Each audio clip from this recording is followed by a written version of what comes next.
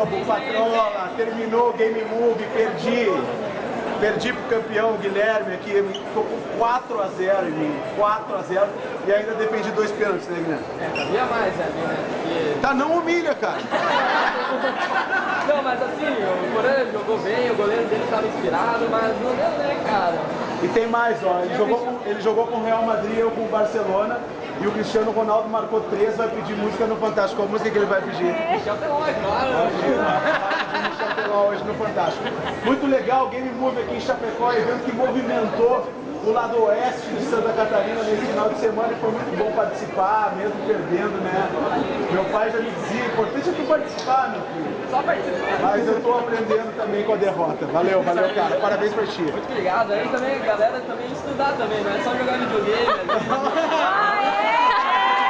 Isso aí é a mensagem dos jovens conscientes, jogadores de PlayStation, mas estuda. Valeu, velho. Obrigado.